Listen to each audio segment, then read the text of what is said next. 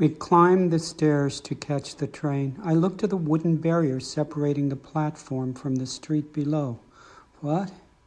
Do they even know how easily a child not quite 6, could slip through and fall? A long way, by the way, to the street. I reached for my mother's hand and turned towards the track. There is no barrier separating them from the platform. It's the week before Christmas and my mother is taking me to see Santa Claus.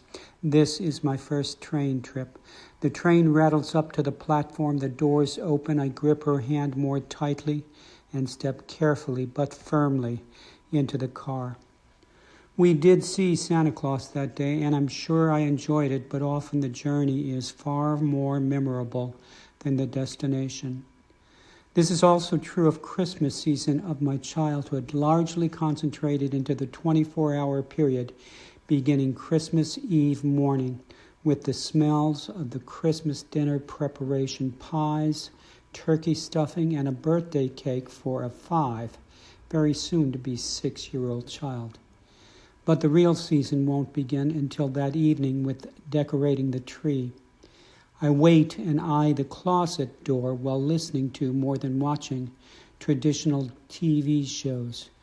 Oh, lady, I-ho, I'm Hard Rock, I'm Coco, I'm Joe.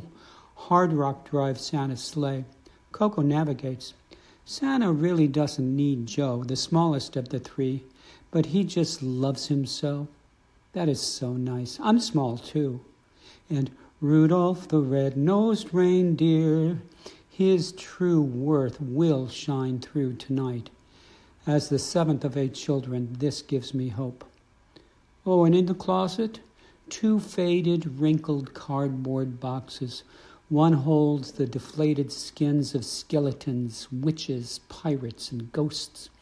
The spirits of Halloween huddled, now sulking and waiting impatiently till next year to be reanimated by children on a mission.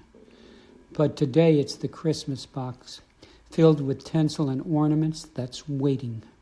In the late afternoon, I step outside to see if it looks like snow, and I wait for my father. We were envious of our neighbor, Wayne Wandersea, when his family decorated their tree on Thanksgiving.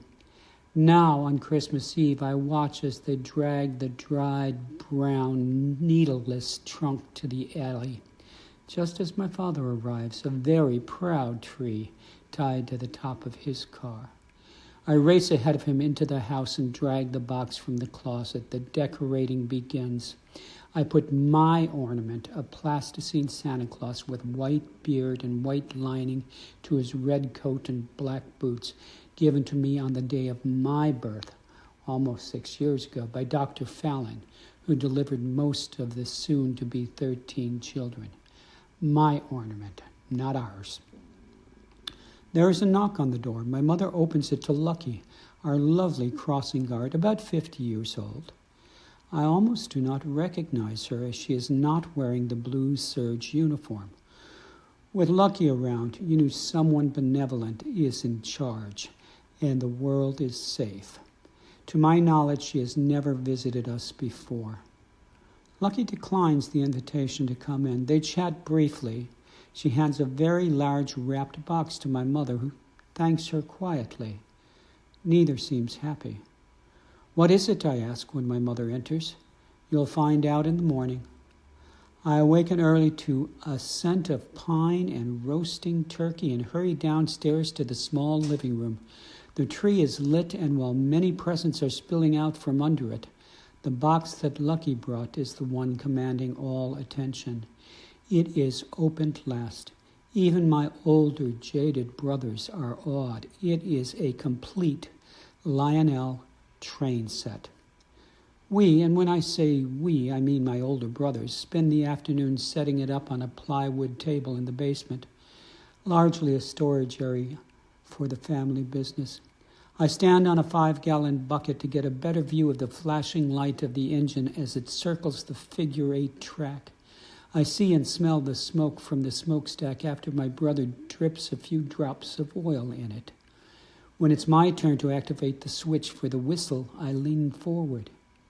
The bucket tips slightly and the lid gives way, and yes, I do sink to my knees in tar, and I begin to cry. My brother instructs me to take off my clothes, and he carries me upstairs with the promise that I can operate the train by myself after I am cleaned up. That night, as I lie in bed, reliving the day, anticipation fully satisfied, my brother Bill enters the next bedroom, which he shares with Joe. "Joe, Mom just told me that Lucky bought the train for her grandson," he says. "Why did she give it to us?" Joe asks. "He died.